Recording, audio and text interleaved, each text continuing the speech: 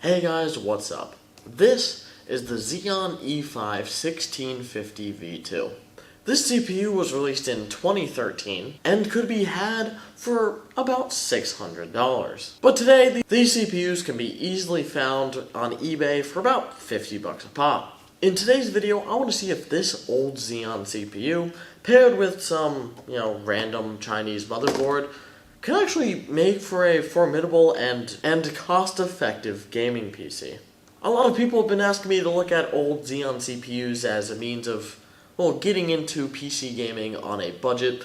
So in today's video, we're looking at this CPU. Now, this specific old Xeon CPU has 6 cores, 12 threads, and a base clock of 3.5 GHz. On paper, those specs sound actually surprisingly decent, considering the CPU came out almost 8 years ago. Another feature of this specific CPU is that it is one of the very few Xeons that is overclockable. Even within its own series, there's only 3 Xeon E5-16 series CPUs that are actually overclockable, and the 1650 V2 is one of them. Now, a CPU's value is actually heavily tied with the motherboard you put it in. Paying $50 for a CPU doesn't really matter if you pay $200 for the motherboard. So, to pair with this CPU, we are going with this. This is some random X79, as they call it, Chinese socket LGA 2011 motherboard that I found on eBay. I found this for about $80, which is, a little more expensive than the CPU, but it's about the cheapest you'll find a decent board for older Xeon E5s like this. And although this is, one of those salvage Chinese boards that you see all over eBay, it actually has some pretty decent features, and some modern ones as well, considering that, again, the CPU came out like 8 years ago. First things first, this motherboard actually has an M.2 slot, which we will be using today. I've actually tested this board and gone over the whole thing in a different video, but to summarize, the M.2 slot does support NVMe for the most part, and it actually is able to boot from my drive. So that's what I'll be using to test my games today. It also has 4 RAM slots, although they are different colors for some reason. They actually are in quad channel. This CPU does support quad channel memory, although we will be running a 16GB kit of DDR3, and that will only be running in dual channel. Quad channel is definitely not necessary for gaming, although if you did want to get like a 6 to 12 core CPU for this socket and use it for, let's say, editing or something, quad channel might actually help you out. But we're just testing gaming today, so we're just going to be using a cheap 16GB kit that I picked up on eBay for $40. Now, for the sake of testing and for getting the full performance out of this old Xeon CPU, I will be using a Titan X Pascal for our testing. This card is more than powerful enough to make sure that this CPU will be the bottleneck of this specific system. But I do want to show you guys the full power of this CPU so that you guys can make a decision if you are planning on maybe purchasing an old Xeon and a motherboard like this to see which CPU would be best for your build. And for the record, I definitely do not recommend pairing this CPU or any old Xeon with something like a Titan XP. That doesn't really make sense budget-wise. I highly recommend pairing it with something like an RX 570. This is the only RX 570 I have. These cards can be found pretty inexpensive when the market isn't completely destroyed by mining and terrible silicon shortages.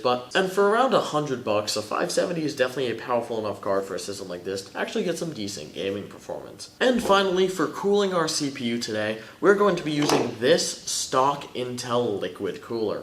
Yes, there was a time where Intel made stock liquid coolers. Well, technically it's Asetek, but it's got Intel's branding on it. So this is an old Asetek cooler that I have found to perform really well, even though it's only a 120mm, but it is very thick. And that will be our test bench setup for today's video. I will be testing on a host of relatively modern as well as some not as modern games, but within the last few years, to really see if this CPU and, by extension, older Xeons are a viable option for a gaming PC today. So, moving into our benchmarks, we are going to be starting with Rainbow Six Siege. And moving into a lone wolf training ground, just in case this runs terribly, I don't want to burden my team with my bad performance, but it looks like that won't be an issue because, well, to my surprise, kind of, well, the performance is actually really good. I mean, first of all, yes, we're not using our entire CPU because this game cannot use a full 6-core CPU, but this is at basically max settings because we are using a Titan XP, so we can go max settings without it being a bottleneck, and we're seeing upwards of 120 to 144 FPS. So, probably with tuning the settings, we could get a good, consistent 144 FPS and actually have a really competitive system here. I mean, and it felt smooth. Now, the recording did have a bit of lag here and there, I don't know why, but the gameplay itself, when actually playing, was very smooth. I played a couple of runs of this this map, and it was just good. I'm a little surprised. Like, I expected 3.5 gigahertz, 6 cores is definitely pretty decent. And of course, it is boosting, as you can see at the top, to 3600 megahertz almost the whole time. So, again, that is still, like, that's a decent clock speed. There are modern CPUs that don't come out with that kind of clock speed. Now, IPC has improved and all that, but over 100 FPS on Rainbow Six Siege, this is a competitive game, so it kind of shows that this CPU would probably be pretty good for a budget esports build. But I kind of expected it to run a game like this. This game isn't super CPU intensive, so let's move on to something that's a little more challenging.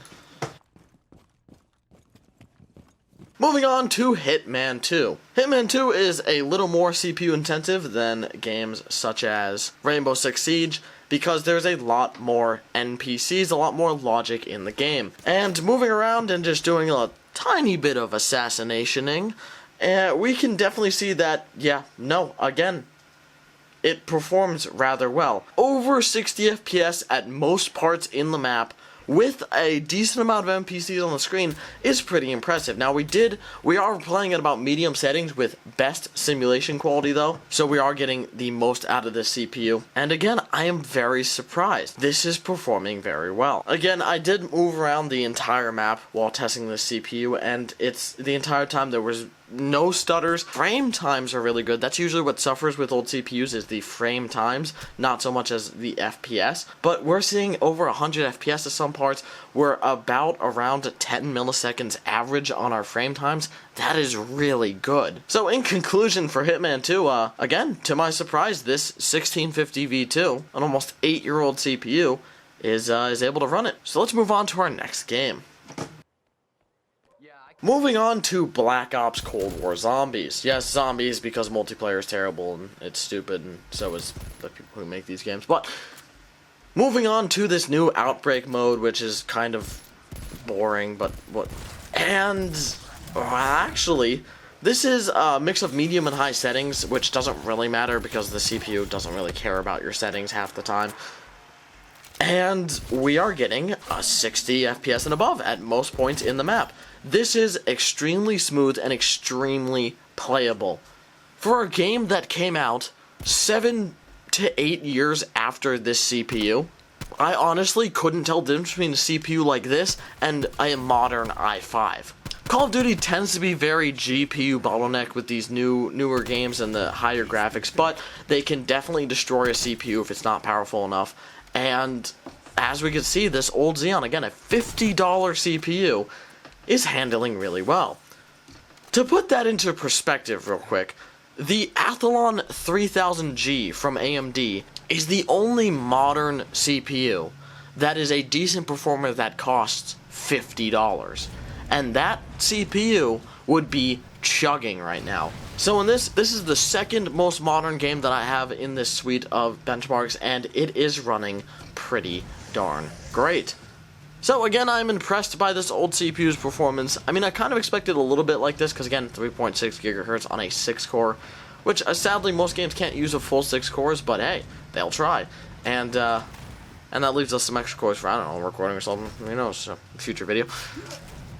But that's the point. So, Call of Duty Black Ops Cold War, again, if you're looking to make a budget gaming PC and you're looking for an inexpensive CPU that can do good, these Xeons, not bad. But let's move on to the biggest challenge of all. It's not Crysis, it's Cyberpunk 2077. So moving on to Cyberpunk, and this is lowest settings, which again doesn't really matter, it's just for our GPU to not be the bottleneck. And we are using 70 to 90% of our CPU right now, which is pretty impressive for any game to use that much of a 6-core. But in the city, we are seeing anywhere from 40 to 50 FPS, especially when there's a lot of people and cars around, which makes sense, but in all honesty, that's not that bad for Cyberpunk, especially since the game is only going to get more optimized as time goes on. But moving out of the city or away from more cars, we can actually get above 60 FPS on Cyberpunk 2077. Yes, the Cyberpunk 2077, the PC Destroyer, the new Crisis, we can see above 60 FPS with this CPU. Now, this CPU doesn't help the game not be utter complete garbage, but at least it doesn't run like it. So again, driving around or even in combat, this is actually extremely playable. So I can't believe I'm going to say it, but if you're looking to play Cyberpunk on a budget, old Xeon E5-1650 V2 to be exact, and this isn't even overclocked. This CPU can definitely overclock, and I definitely want to explore that in another video, but in today's video, running this thing at stock, and of course, I am impressed. Side note, our CPU is staying nice and cool even under this almost full load. We're hovering around 40 degrees Celsius, so this stock liquid cooler is definitely doing us a lot of favors. These aren't very hot chips, and especially paired with any kind of liquid cooler or a decent air cooler, they'll stay nice and cool. So that's another bonus. They're very easy to cool. You don't got to spend a lot on a giant tower cooler or a big AIO. Now, I want to quickly move on to Counter-Strike Global Offensive, because this is a very easily CPU bottleneck game, and today is no different. Now, I was playing a comp match with expert bots, because it's a great way to practice getting pre-fired all the time, and enemies playing stupid positions. But the only reason I was losing is because I'm bad, and not because my CPU couldn't keep up. Although we do drop below the 144 FPS, which is the refresh rate of the monitor I was using today, it was almost unnoticeable. The frame times were really great, and the FPS still hovered around that 144 mark. So the FPS is similar to where Rainbow Six Siege's was. It actually jumps higher. We can see upwards of 200 FPS at some parts of the map, and we were playing Nuke, which is one of the most demanding maps in the game. Unlike Dust 2, which is a stupid map to test on because it is the easiest to run map out of the main competitive maps, but Nuke being one of the hardest, this is, again, pretty impressive.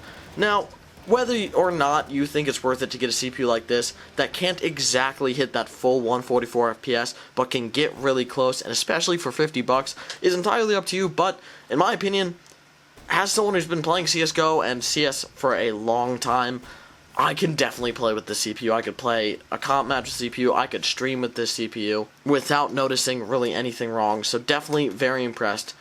And so CSGO, again, budget CSGO rig, easy. Let's move on to another game. Alright, I'm going to quickly brush through Red Dead Redemption 2. I genuinely don't like this game. It is boring. The mechanics are stupid. Honestly, who thought it would be fun to have a realistic shooter set in the 1800s? Why does my character have to take a shower every 20 minutes, and why does my horse keep stealing my weapons?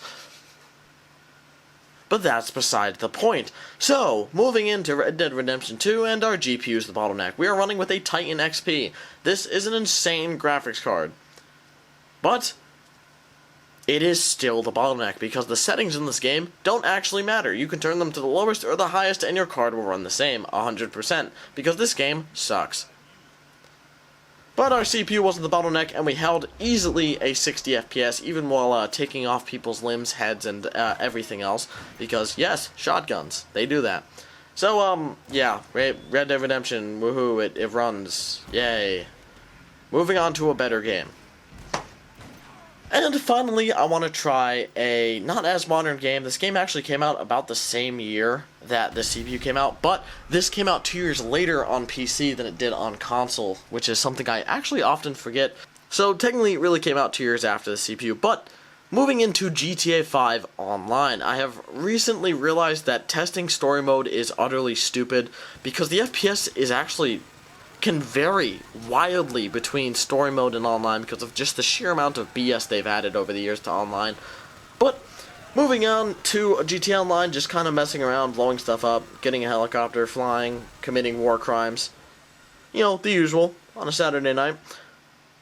And we can actually see a good 60 to 80 FPS. Just a decent variance. Now, this game and the FPS will suffer because of GTA's inability to use more than like 1.5 cores. And on a 6 core with a relatively medium clock speed, that's not exactly the greatest thing. But honestly, we can still see a good 80 FPS at some point, so I'm not mad. So again, if you're looking to get into some GTA Online at a budget, an old Xeon would be great. If you're looking to get into gaming in general on a budget, I'm surprised. These old Xeons seem to be just amazing. I will say, the only drawback for me that I can really notice is that the motherboards are relatively expensive. It's cheap to get DDR3, the CPU is like $50. The motherboards can cost you anywhere from, $70 to $150. Now, I got mine for about $80 after tax and shipping, and it's one of those weird Chinese ones, but your mileage may vary. I've seen motherboards as high as like $100 on the minimum on a bad day on eBay. You will also have to buy a used CPU and a used board. Even the Chinese boards that say they're new and stuff, they are salvaged parts usually. They've taken the C420 chipset or whatever it is for these Xeons. No, it is not actually X79 to my knowledge. Especially since they'll take the same board and add a second socket and say X79. X79 does not support dual socket, but that's besides the point.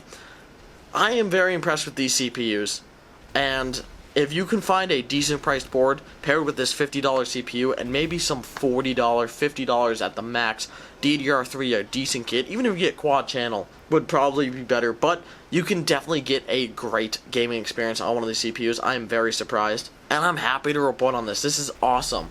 This is great for the budget gamer out there, or even just even someone who's not on super high of a budget. You can get a better graphics card now if you save money on your CPU. Why buy a Ryzen 5 1600 with a 3200 megahertz boost clock when you can get this CPU with a 3600, which will be about the same for $100 less?